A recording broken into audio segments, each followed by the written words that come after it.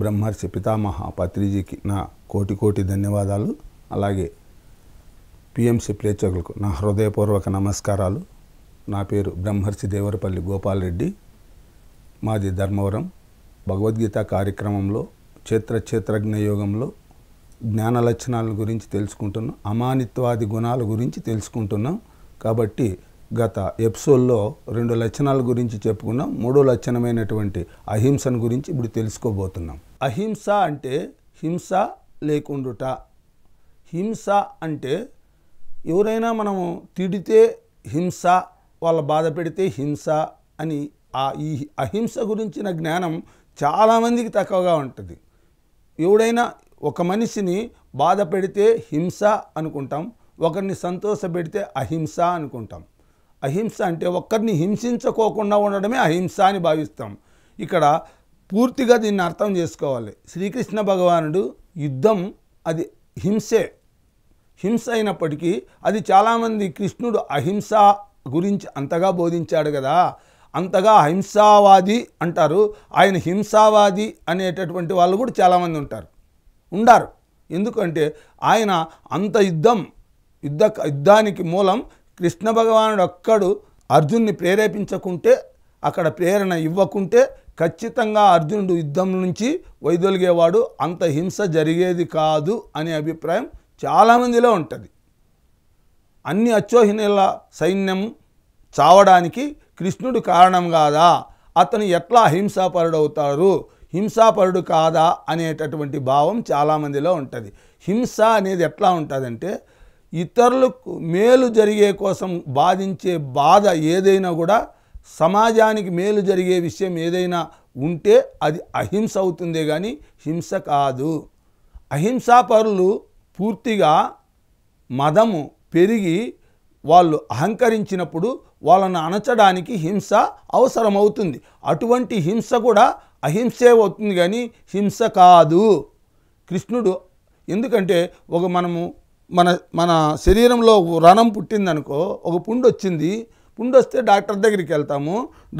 Doctor దగ్గరికి వెళ్ళి డాక్టర్కి చూపిస్తే ఆయన మందులో మాకులో ఇస్తాడు, పంపిస్తాడు. తర్వాత కొన్ని దినాలు చూస్తాడు, అది అదుపులోకి రాలేదు అనుకో, ఆపరేషన్ చేయాలయా అని చెప్తాడు. చేసి ఆపరేషన్ చేసి తీసేస్తాడు. ఆయన డాక్టర్ ఆపరేషన్ చేసినప్పుడు మనకు బాధ అవుతుంది, భయము అవుతుంది, మనకి హింస జరుగుతుంది, మన పట్ల హింస చేస్తాడు. ఆయన కూడా కత్తి తీసుకొని కోసినప్పుడు మనకు బాధ కలుగుతుంది. కాబట్టి ఆయన హింస చేసినట్లా అహింస చేసినట్లా అంటే మొత్తం శరీరం అంతా చెడిపోయేటప్పుడు, ఆ శరీరం అంతా చెడిపోయే బదులు ఈ పుండు మాత్రం ఈ మాలిన్యాన్ని తీసేస్తే వాడికి అపాయం ఉండదు అనే ఉద్దేశంతో తీసేస్తారు. అది హింస అహింసే కానీ హింసగా ఉండదు. అది చూసేకి మాత్రం బాహ్యంగా చూస్తే అది హింసగానే కనపడుతుంది, అది అహింసే. అదేవిధంగా కృష్ణ భగవానుడు కూడా ఈ యొక్క సృష్టిలో ఒక గొప్ప, ఈ భూమి మీద ఒక గొప్ప వ్రణం పుట్టింది. అదే కౌరవులు అనేటటువంటి వ్రణం పుట్టింది. ఆ వ్రణాన్ని కూడా ఈ జగద్వైద్యుడైనటువంటి భగవానుడు కూడా మందులో మాకులతో బాగు చేయాలని చూశాడు. అంటే సందులు రాయబారాలు జరిపాడు, అదుపులోకి తేవాలని చూశాడు. ఆ మూర్ఖులు విననప్పుడు ఈ యుద్ధం గత్యంతరమైంది. ఆపరేషన్ చేయకపోతే తీరలే.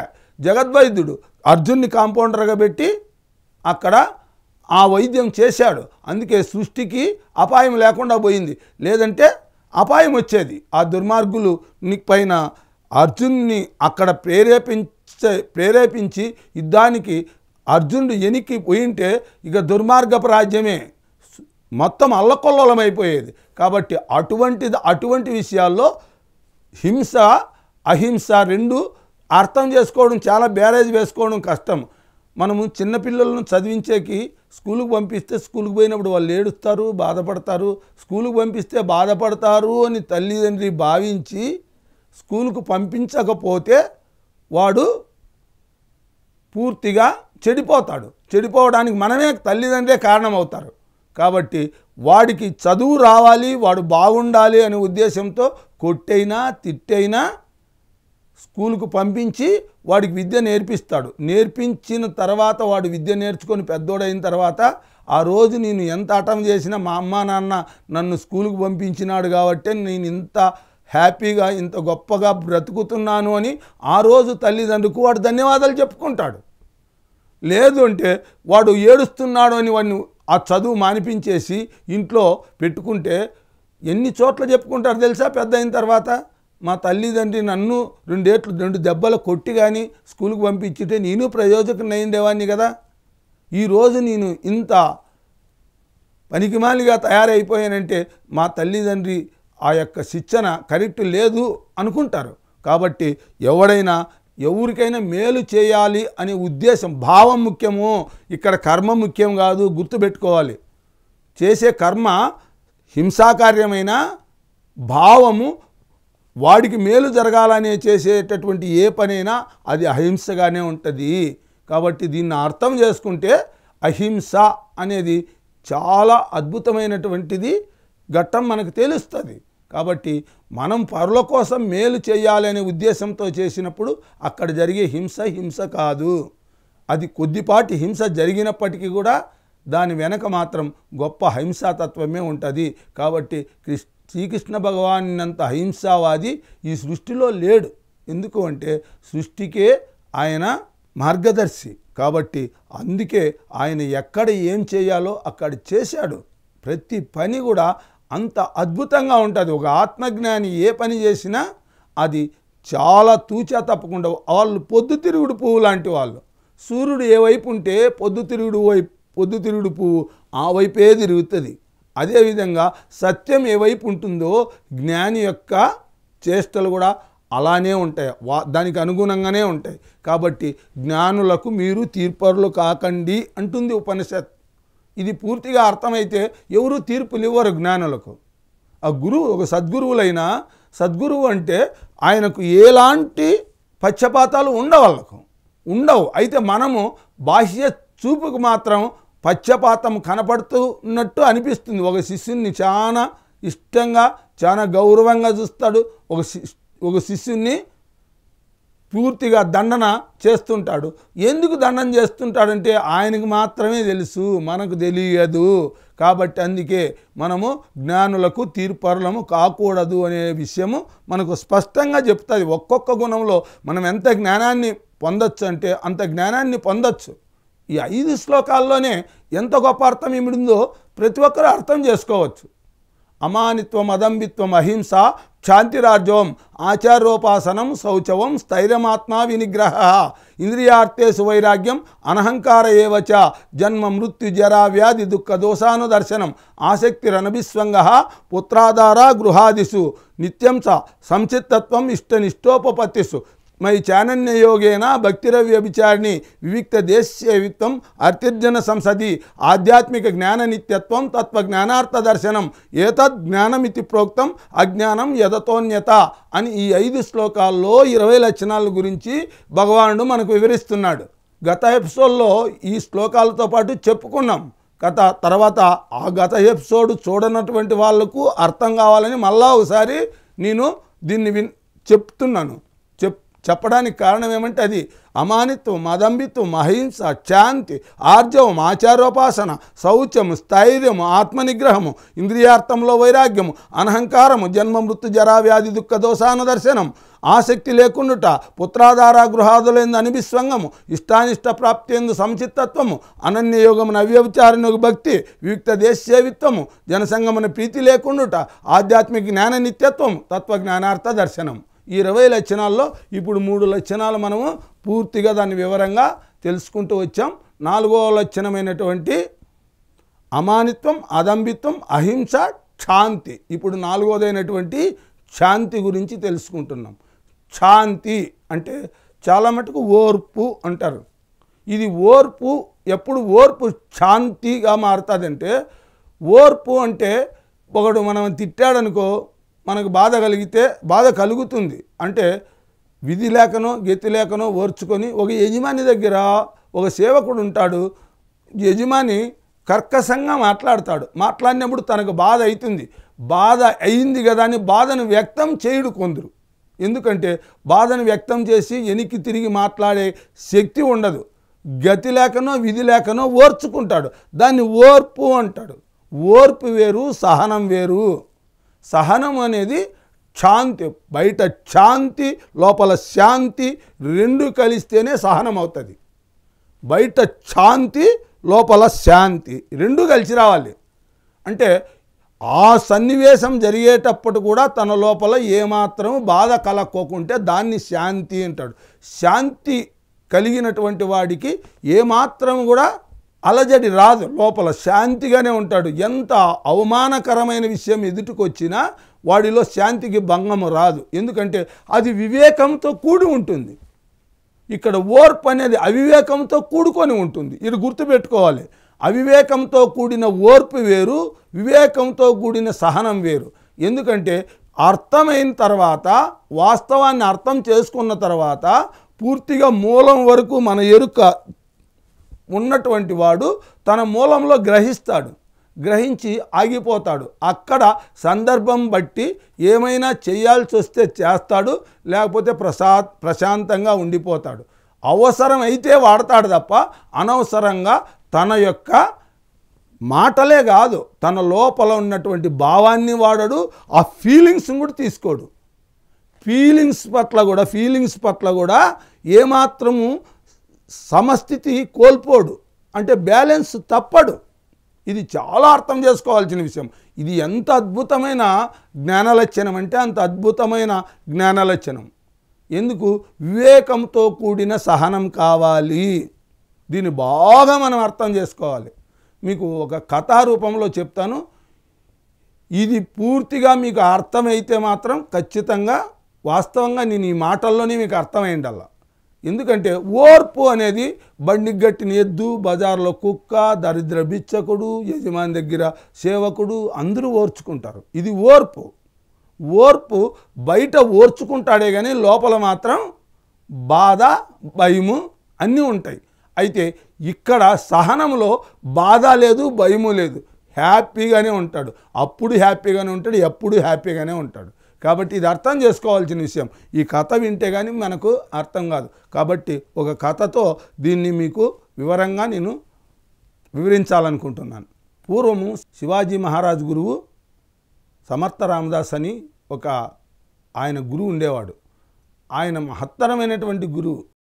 ఒకసారి సమర్థ రామదాసు ఆ శివాజీని కలవాలని అక్కడికి వెళ్తున్నాడు. ఎక్కడికి? శివాజీ రాజ్యానికి వెళ్తున్నాడు. రాజ్యానికి వెళ్తుంటే మార్గమధ్యంలో చాలా దూరం నడవాల్సి వచ్చింది.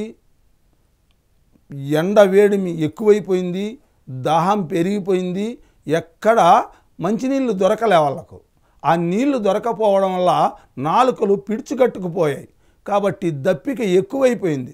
అటువంటి పరిస్థితుల్లో దారింటి వెళ్తూ ఒక పెద్ద మర్రి చెట్టు కనపడింది. బాగా నీడుంది. ఆ నీడలో కొంచెం సేపు సేద తీరదామని అక్కడికి వెళ్ళి నిలబడ్డారు. నిలబట్టిన తర్వాత అలా ఇలా చూశారు. అల్లంత దూరంలోగా పచ్చని చెరుకు తోట కనపడింది. ఇక్కడ ఎడారి ఉన్నట్టుంది.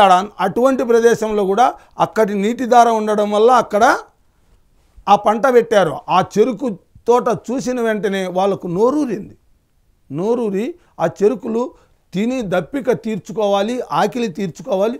ఈ చెరుకు తింటే ఆకలి దప్పిక రెండూ తీరుతాయి అనే ఉద్దేశంతో గురువుకు విన్నవించుకున్నారు. స్వామి, మా నాలుకలు పిడుచుకట్టుకుపోతున్నాయి, మాకు అపారమైనటువంటి ఆకలిలో ఉన్నాం, కనీసం మంచుకొక్క చెరుకైనా తింటే మా ఆకలి దాహము ఉపశమిస్తాయి. కాబట్టి నువ్వు మాకు ఆకలి తీర్చేదానికి నువ్వు పర్మిషన్ ఇస్తే అక్కడికి వెళ్ళి చెరుకు తెచ్చుకుంటాము అని చెప్పారు. చెప్తే, నాయన అది ఒక యజమానికి సంబంధించింది, ఒక రైతుకు సంబంధించింది తోటది.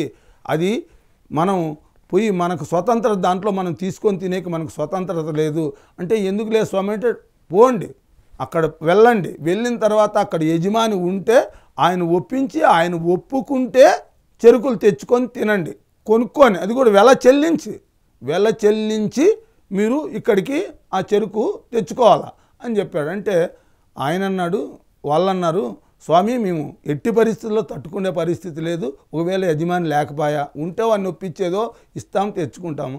వాడే యజమానే లేకపోయాడా, ఆ రైతే లేకపోయా, మేము ఎలా అంటే ఇంకా ఆయన ఏం మాట్లాడలేకపోయారు. వెళ్ళారు, ఆ చెరుకులు విరిశారు, తెచ్చుకున్నారు. చూశారు, తోట చుట్టూ తిరిగి చూశారు, ఎక్కడ యజమాని కనపడలే. కనపడలేదు కాబట్టి కొన్ని చెరుకులు, అది కూడా వాళ్ళు కూడా దురాశకు పోలే, ఎంతమంది అయితే ఉన్నారో అంతమందికి అన్ని చెరుకులు తీసుకున్నారు శిష్యులు. తర్వాత గురువు కూడా ఒక చెరుకు తీసుకొచ్చి ఇచ్చారు. ఇస్తే గురువు అయితే ముట్టుకోలేదు, కానీ అట్లా చేతిలో పట్టుకొని ఉన్నాడు బాబు పాపం. ఆయనేమో వాళ్ళేమో తినేస్తున్నారు చెరుకులో, ఆబగా తింటున్నారు. ఎందుకంటే ఆకలి దాహము బలంగా ఉంది కాబట్టి తినేస్తున్నారు. అప్పుడు ఈ చెరుకు ఒక గుణం ఉంది. చెరుకు టకామని విరిస్తే గిన పెద్ద శబ్దం వస్తుంది. ఆ శబ్దము చాలా దూరం వినపడుతుంది. అలా విరిచారు ఆ చెరుకును. విరుస్తానే ఆ యజమాని అంతవరకు తోట చుట్టూ తిరుగుతుండేవాడు. మధ్యలో బావి ఉంటుంది. ఆ బావి దగ్గరికి వెళ్ళి అన్నం తింటుంటాడు. అన్నం తినేవాడు ఒక్కసారి చెరుకు శబ్దం వింటనే గబగబా 2 ముద్దలు తినేసి ఎవడో చెరుకు ఇస్తున్నాడని చెప్పి బయటికి పరిగెత్తుకొని వచ్చాడు. వచ్చే లోపలే లేట్ అయిపోయింది. వీళ్ళు పోయి మర్రి చెట్టు కింద సుమారుగా అర్ధం చెరుకులు తినేశారు. చూశాడు వాళ్ళని ఆడ ఆబగా తింటున్నారు. అలా చూసి పరిగెత్తుకొని వచ్చాడు. పరిగెత్తుకొని వస్తే వీళ్ళవన్నీ ఇంత తుంటైనాయి, అంటే అన్నీ సమిసిపోయినాయి. ఆ గురువు దగ్గర మాత్రం పెద్దది ఉంది ఒకటి. అది తీసుకొని అందరినీ బాధాడు. ఇష్టం వచ్చినట్టు కొట్టి అది దెబ్బలు అది పనికి రాకుండా ఆ తుంటవి కూడా వదలలేవాడు. దొరికిందాన్ని అలా దొరికినట్టుగా కొట్టేస్తే గురువు అన్నాడు, వీళ్ళు వెనక్కి తిరుక్కుంటారేమో అని ముందుగానే ఇట్లా అన్నాడు, వెనక్కి తిరగద్దండి అని. ఎందుకంటే చేసింది మనం తప్పు కాబట్టి వాడు శిక్షేస్తున్నాడు, ఓర్చుకోండి అని చెప్పాడు. అలా ఉండిపోయారు పాపం. అంతా కొట్టించుకున్న తర్వాత ఇంక అయిపోయింది. వాడికి అక్కస్ తిరిగింది, వెళ్ళిపోయాడు. వీళ్ళు ఆ యొక్క శివాజీ రాజ్యానికి వెళ్ళారు. అక్కడికి వెళ్ళి ఎవరో ఆ కొద్ది దూరంలోనే ఉన్నట్టుగానే ఎవరో ఆ సైనికుడు చూసి శివాజీ ఆ సమర్థదాన్ రామదాస్ వస్తున్నాడని శివాజీ గారికి వెంటనే వార్త పంపించాడు. వెంటనే స్పీడ్గా ఆయనకి ఎదురొచ్చి స్వాగతం పలికి ఆ రాజ్యానికి తీసుకుపోయి ఆయనకు ఎండలో వచ్చాడని చెప్పి వెంటనే పన్నీటి స్నానం సిద్ధం చేయండి అని చెప్పి ఆ సిద్ధం చేపించి పన్నీటి స్నానం చేపిస్తూ ఆ శివాజీనే సాక్షాత్తుగా ఆయనకు మహారాజే ఆయనకు స్నానం చేపించేకి మీరు ఎవరు వద్దని పని వాళ్ళని కూడా పక్కన పెట్టి తానే స్నానం చేపిస్తున్నాడు. చేసేటప్పుడు చూస్తే వెనకలన్నీ కొడాలు కట్టినాయి. ఆ దెబ్బలు చూసి ఎవరు ఈ దుర్మార్గుడు, ఎవడు ఇది చేసిండేది అంటాడు. అంటే అప్పుడు శిష్యులు అంటారు, వీళ్ళకి ముందే అక్కస్తుంది కదా స్వామి, వాడు దుర్మార్గుడు, వాడెక్కడ రైతు, వాడు మమ్మల్ని చెడామడా కొట్టేశాడు, వరా గురువు తప్పు లేదురా అంటానే కూడా పట్టించుకోలేదు, మాతో పాటు గురువుని కూడా మోదాడు అని చెప్పాడు. అంటనే వెంటనే శివాజీ వాళ్ళను ఇక్కడికి తీసుకొని రండి అని చెప్పాడు. ఆ రైతుని తీసుకురప్పమని ఆజ్ఞాపించాడు. భటులు వెళ్ళిపోయారు. తర్వాత ఈయన గుడ్డలు వేసిన తర్వాత ఈయన తామ్రపత్రంలో రాసి పెట్టింటాడు, నాకు ఇంక రాజ్యం వద్దు స్వామి, నేను ఆల్రెడీ రెడీ చేసి పెట్టుకున్నాను, నేను మిమ్మల్ని మీ దగ్గరికి రావాలనుకున్నారు, మీరే నా దగ్గరికి వచ్చారు, ఇప్పుడు ఈ రాజ్యాన్ని అంతా నీకు ఇచ్చేసి నేను వైరాగ్యంతో ఆత్మజ్ఞానం కోసం తపస్సుకు వెళ్ళాలనుకుంటున్నాను, నేను తపస్సు చేసుకోవాలనుకుంటున్నాను, నాకు ఈ రాజ్యము వద్దు, ఈ రాజ్య భోగాలు వద్దు, ఈ విషయాలు వద్దు, ఇక నాకు చాలు, రాజ్యకాంక్ష నాకు లేదు, కాబట్టి నేను వైరాగ్యంతో ఆత్మజ్ఞానం కోసం ప్రయత్నం చేస్తాను, సాధన చేస్తానని చెప్పి చెప్పుకుంటానే ఆయన అన్నాడు, నాయనా నువ్వు రాజ్యం విడిచిపెట్టి పోవాల్సిన పనిలే, రాజ్యం నువ్వు చెయ్యి, నువ్వు నాకు శిష్యుడు కదా అంటే శిష్యుడిని, నేను చెప్పిన ఏదైనా నీకు ఆచరిస్తావు కదంటే, గురుదేవా మీరు ఏదైనా నాకు ఆదేశిస్తే ఆ పని చేస్తాను అన్నాడు. అంటే సరే అట్లయితేను ఇక నీకు రాజ్యం వద్దు అంటున్నావు కదా అని చెప్పి అది జోలి పెట్టి ఆ తామ్రపత్రం దీంట్లో అన్నాడు, వేసి ఇచ్చేశాడు. ఇంకా ఆలోచించుకో, నాకు అది దారాదత్తం చేసిన క్షణంలోనే నువ్వు ఈ రాజ్యార్హత కోల్పోతావు, ఇక నీకు ఈ రాజ్యం పైన ఏమాత్రం అధికారం ఉండదు, నేను ధన్యుని తండ్రి, అదే నాకు కావాల్సింది, నేను ఈ రాజ్యాన్ని పరిత్యజించి నీకు ఇవ్వడానికి నేను సిద్ధంగా ఉన్నాను, నువ్వు ఎవరికైనా ఇచ్చుకో అని చెప్పి ఇచ్చేస్తాడు. ఆ తామ్రపత్రం వేసేసిన తర్వాత అప్పుడు చెప్తాడు, నీకు ఎలాంటి హక్కు లేదు, అయితే ఇప్పుడు నువ్వు నా రాజ్యంలో ఒక పౌరునివే కాబట్టి నీకు ఒక ఆర్డర్ వేస్తున్నా, నువ్వు నా ప్రతినిధిగా ఉండి రాజ్యం చెయ్యి, నా ప్రతినిధిగా ఉండి నువ్వు రాజ్యాన్ని పాలించు, అయితే ఎంతవరకు పాలించు, కాబట్టి నువ్వు ఈ రాజ్యం నా ప్రతినిధిగా ఉండి పాలించు, నీకు ఎలాంటి ఇబ్బంది లేదు, నువ్వు ధర్మబద్ధంగా నువ్వు రాజ్యం చెయ్యి, నీ కర్మ మాత్రం చెయ్యి, కేవలం నాకు నువ్వు భృత్యునివి, ఏది నేను ఎలా చెప్తే అలా వినేటటువంటి వాడివి. నీకు ఏ ఆశ ఉండకూడదు, ఏ అర్హత ఉండకూడదు. కేవలం ధర్మం నేను చెప్పింది ఏదైతే ఉందో దాన్ని తూచా తప్పకుండా పాటిస్తురా. నీకు ముక్తి మార్గం ఆటోమేటిక్గా సుగమం అవుతుంది. నేను చెప్పినట్టుగా నువ్వు ఆచరించు, అంతే. ఆచరించేది డ్యూటీ, నీ స్వతసిద్ధం కాదు. ఇక్కడ నీ భావాలు ఏమీ లేవు అని చెప్తాడు. సరేలే అని చెప్పి రాజ్యం తీసుకుంటాడు. అంతలోనే రైతు వస్తాడు. రైతుని తెస్తారు. స్వామి తెచ్చినాము, ఇదో ఈడే రైతు అంటే, ఈయనకి శిక్ష ఏంటి? ఇప్పుడు నేను కాదు రాజు, అద్దో ఆయన రాజు. ఎవరు? సమర్థ రామదాసు గురువుగారే రాజు. ఆయన ఏమి ఆజ్ఞాపిస్తే ఆయన, లేకపోతే ఆయన ప్రతినిధిగా నేను పనిచేస్తా. ఇప్పుడు ఆయన ఉన్నాడు కాబట్టి నాకు సంబంధం కాదు. ఆయన ఏం చెప్తే అదే తీర్పు అంటాడు. అంటే ఆయన ఏం చెప్తాడు తెలుసా? నీకు ఎంత వేస్తారు శిస్తు అంటాడు నీ భూమికి. ఆ కాలంలో ఏదో ₹2 శిస్తు ఉంటుంది. రెండో శిస్తు. ఆ ₹2 ఇంక ఇటు నుంచి నీ జీవిత పర్యంతం నువ్వు ఉన్నంత వరకు నీకు శిస్తు లేదు అన్నాడు. ఎందుకు అన్నాడు ఆయన అంటే, ఆయన అప్పుడు కూడా ఆయన కోపం రాలే. అది శాంతి అంటే. అప్పుడు కూడా తన లోపల ఉన్న శాంతికి ఇబ్బంది కలగలే, దానికి ఏమాత్రం కూడా ఆటంకం కలగలే ఆ శాంతికి. అప్పుడు శాంతిగానే ఉన్నాడు, ఇప్పుడు శాంతిగానే ఉన్నాడు. విషయాన్ని గ్రహించాడు. మామూలుగా అయితే ఆ యొక్క ఆవేశము, తర్వాత ఆ పగ ప్రతీకారాలు ఉంటాయి. ఆయన దగ్గర ఎందుకు లేవంటే అప్పుడు కూడా శాంతిలోనే ఉన్నాడు కాబట్టి జ్ఞానంలోనే ఉన్నాడు. అటువంటి వాళ్ళు మాత్రమే ఆత్మజ్ఞానం అనేది ఎట్లా ఉంటుంది అనే దానికి ఇది తార్కాణం. అందుకే ఇది శాంతి. శాంతి అనే పదమే చాలా గొప్ప పదం. బయట శాంతి, లోపల శాంతి రెండు కలిసి రావాలి. శాంతి శాంతి ఊరికే ఓర్చుకోవడం కాదు. అత్త తిడతా అంటే కాళ్ళు ఓర్చుకుంటుంది, కాళ్ళు తిడతా అంటే అత్త ఓర్చుకుంటుందే, ఓర్చుకుంటుంది కానీ లోపల మాత్రం కొత్తలాడుతుంది. మనసులో ఆవేశాలు ఉంటాయి, బాధ ఉంటుంది, పగ ఉంటుంది, ప్రతీకారం కూడా వస్తుంది. అలాంటిది కాదు. లోపల ఓర్చుకోవడం, బయట ఓర్చుకోవడమే కాదు, లోపల శాంతిగా ఉండడం కూడా అత్యద్భుతమైనటువంటి ఈ గుణము యొక్క లక్షణము. ఎవరైతే ఈ శాంతి రెండు ఎవరికైతే ఉండగలుగుతాయో వాళ్ళు మాత్రమే ఆత్మజ్ఞానానికి అర్హులవుతారు అని అర్జునునికి చెప్పకనే చెప్తున్నాడు. ఇక్కడైనా శాంతి ఈ గుణం యొక్క ప్రభావం ఎంత బలంగా ఉంటుందో ఇక్కడ వివరంగా చెప్పాడు ఆయన. కాబట్టి ఈ కథతో మనకు కూడా పూర్తిగా ఆ శాంతి ఎందుకు సహనమైతే ఉండాలి. అది ఊరికే అణిచిపెట్టే సహనం కాకూడదు, అణిచిపెట్టేది కాదు, ఓర్పు కాదు. సహనం అంటే బయట శాంతి, లోపల శాంతి రెండు ఉండాలి. వివేకం ఉంటే ఖచ్చితంగా అర్థం చేసుకుంటాడు మనిషిని. ఇది ఎందుకు వచ్చింది అని అర్థం చేసుకొని ఒకవేళ తనలో తప్పు ఉంటే సరిదిద్దుకుంటాడు, ఇతరుల్లో తప్పు ఉంటే క్షమిస్తాడు. ఈ రెండు గుణాలు వాడికి అద్భుతంగా ఉంటాయి శాంతిలో ఉండేటటువంటి వాడు. గుర్తుపెట్టుకోవాలి. శాంతికి ఉన్న గొప్పతనం ఏమంటే ఎదుటోని యొక్క పొరపాటును గుర్తిస్తాడు, తనలో ఉన్న తప్పును గ్రహిస్తాడు, తప్పుంటే సరిదిద్దుకుంటాడు. పొరపాటు అయితే ఎవరికైనా అది సహజమేలే, అది నా కర్మ ఫలితము, పూర్వజన్మలో నేను ఏదో కర్మ చేసినాను, ఆ కర్మ ఫలితంగా వాళ్ళు నాకు వ్యతిరేకమయ్యారు అనుకుంటాడు. కానీ తను పగను పెంచుకోడు, ప్రతీకారాన్ని పెంచుకోడు. ఇది సహనం యొక్క గొప్ప లక్షణం, ఈ శాంతి గుణం యొక్క గొప్ప లక్షణం. అందుకే శాంతి భగవద్గీతలో ఈ 20 లక్షణాలను గురించి తెలుసుకుంటూ వెళ్తే ఒక్కొక్క లక్షణము మనకు అర్థమైతే మనము అత్యద్భుతంగా ఆత్మజ్ఞానం పొందడానికి అత్యద్భుతమైనటువంటి లక్షణాలు ఇవి. కాబట్టి ఈ 20 లక్షణాలను 4 మనం పూర్తి చేసుకున్నాం. తర్వాత 5వదైనట్టు శాంతి, అమానిత్వం, అదంభిత్వం, అహింస, శాంతి, ఆచారోపాసన.